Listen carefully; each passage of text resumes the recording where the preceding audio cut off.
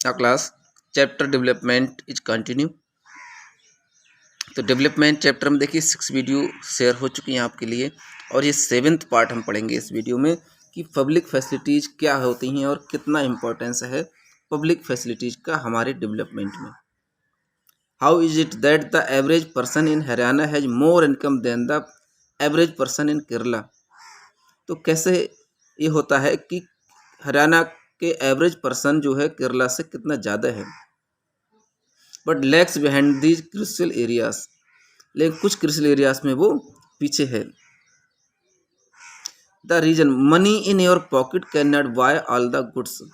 तो रीजन ये है कि मनी आपकी पॉकेट में जो भी है वो सभी पैसे सभी चीज़ें परचेज नहीं कर सकता, and services that you may need to live well.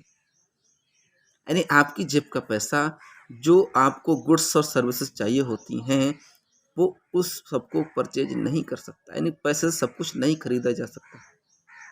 आपको सर्विसेज कुछ और भी सर्विसेज चाहिए होती हैं, पब्लिक फैसिलिटीज चाहिए होती हैं जो आप खुद अपनी पॉकेट से नहीं परचेज कर सकते। So income by itself is not a completely adequate indicator of material goods. तो इनकम खुद में मटेरियल गुड्स का एक एडिकेट इंडिकेटर नहीं है, and services that citizens are able to use, goods और सर्विसेज जिससे सिटीजन्स यूज करना चाहते हैं। For example normally your money can not buy you तो आपका पैसा क्या क्या नहीं खरीद सकता। देखिए पॉल्यूशन फ्री इन्वायरमेंट आप परचेज नहीं कर सकते, या ensure that you get unadulterated medicine, या ये इंश्योर कीजिए कि आपको अनएडल्ट्रेटेड यानी कि ऐसी मेडिसिन मिल रही हैं जिनमें कोई मिलावट नहीं है, यानी असली दवाइयाँ आपको मिल रही हैं आपके पैसे से, ये बात भी श्योर नहीं है। Unless you can afford to shift to a community that already has all these things, जब तक कि आप ऐसी कम्युनिटी ऐसे समाज में नहीं शिफ्ट हो जाते जहाँ पर ये सब चीज़ें अच्छी तरह अवेलेबल हों। Money may also not be able to protect you from, money आपको इन्फेक्शस डिजीज यानी कि इन्फेक्शस डिजीज बीमारियों से नहीं रोक सकता, यानी कहीं भी इन्फेक्शन फैला हुआ है उस पैसे से नहीं रोक सकते एकदम। Unless the whole of your community like takes preventive steps, जब तक कि आपका पूरा समाज इसे रोकने के कदम ना उठाए। Actually for many of the important things in life the best way also, तो एक्चुअली लाइफ में बहुत सारी इंपॉर्टेंट चीज़ें होती हैं। Also the cheapest way is to provide these goods and services collectively. तो इन सर्विसेज और गुड्स को प्रोवाइड कराने का सबसे सस्ता तरीका क्या हो सकता है? Just think, will it be cheaper to have collective security of the whole locality. तो क्या सस्ता होगा कि पूरी लोकेलिटी पूरे मोहल्ले के लिए एक सिक्योरिटी प्रोवाइड की जाए, या for each house have its own security man, या हर घर में एक अपना सिक्योरिटी मैन हो। जब पूरे मोहल्ले की रखवाली के लिए सिक्योरिटी रखी जाएगी तो हर घर में अलग अलग नहीं रखनी चाहिए। तो ओवरऑल यहाँ बात क्या हो रही है कि हमें मनी के अलावा पैसे से जो चीज़ हम नहीं खरीद सकते वो फैसिलिटीज भी मिलें प्रॉपरली, तभी हमारे देश का विकास होगा। ठीक है, ज़्यादा मनी देकर, यहाँ एजुकेशन क्लासरूम की बात यहाँ हो रही है। देखिए क्लासरूम में स्टूडेंट स्टडी कर रहे हैं तो ज़्यादा पैसा दे करके हम ज़्यादा नॉलेज गेन नहीं कर सकते, यानी कि एक पोल्यूशन फ्री और क्राउड फ्री इन्वायरमेंट चाहिए होता है अच्छी स्टडी के लिए, और आपको बहुत मेहनत करनी पड़ती है तो आप अच्छे टैलेंटेड स्टूडेंट बन पाएंगे, अदरवाइज नहीं।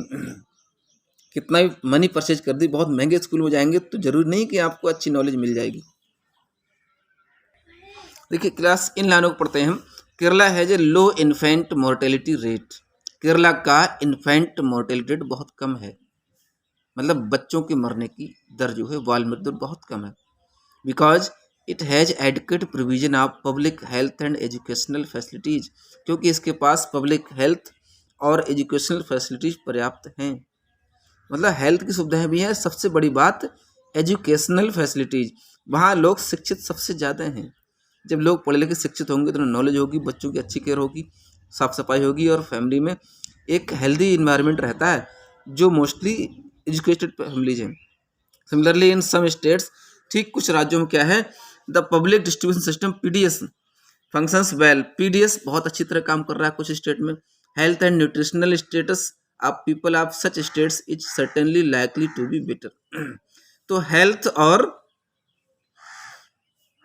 न्यूट्रिशनल स्टेटस बहुत ही अच्छा है जिन स्टेट्स का, तो वहाँ IMR कम रहता है। ठीक है, बिहार और यूपी जैसे स्टेट में बहुत ज़्यादा है। आगे हम बढ़ते हैं, देखिए इस योर एक्टिविटी की ओर।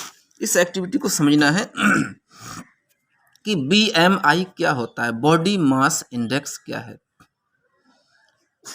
ठीक है, one way to find out if we are properly nourished, एक तरीका है इसे फाइंड करने का BMI का, कि अगर आप प्रॉपरली नरिश्ड हैं, पौष्टिक हैं, स्वस्थ हैं, तो क्या होगा, calculate what nutrition scientist call, जिसको साइंटिस्ट कहते हैं बॉडी मास इंडेक्स।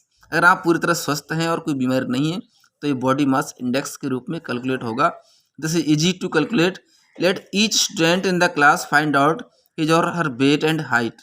तो अब मान लीजिए कि क्लास का हर एक स्टूडेंट अपना वेट और हाइट को फाइंड आउट करे। Take the weight of each student in kilograms, अब वेट को किलोग्राम में लीजिए। Then take the height of drawing of scale on the wall and measuring accurately with the head straight, तो अपनी height को मापिए। Convert the height record in centimetres into metres. ठीक है, convert the height recorded in centimetres, जो height centimetres में record की गई उसे मीटर में लेंगे हम। अब क्या करना है, देखिए divide the weight in kg by the square of the height. अब वेट जो किलोग्राम में हमने कैलकुलेट किया है उसको हाइट के स्क्वायर से डिवाइड कर देते हैं। The number you get is called BMI, तो वो जो नंबर आएगा उसे BMI कहते हैं। और अगर आपका BMI कितना होता है, देखिए तो हमने देखा स्टूडेंट्स कि अगर 14 ईयर्स और 8 मंथ के बच्चे का BMI 15.2 आता है तो क्या होगा, वो अंडर नरिश्ड होगा, वो वीक है। और सिमिलरली 15 ईयर्स और 6 मंथ के बच्चे का BMI 28 आता है तो वो ओवरवेट होगा। ठीक है, तो वो ज़्यादा नरिश्ड हो गया है, ओवरवेट हो जाता है, हेल्दी फैटी होगा। तो इस मैटर को और समझने किस एज ग्रुप में कितना BMI होना चाहिए, ये पेज नंबर 90 पर आगे लास्ट में दे रखा है। जिनके पास न्यू बुक्स हैं उन्हें इसको फिर से समझ लेते हैं आप।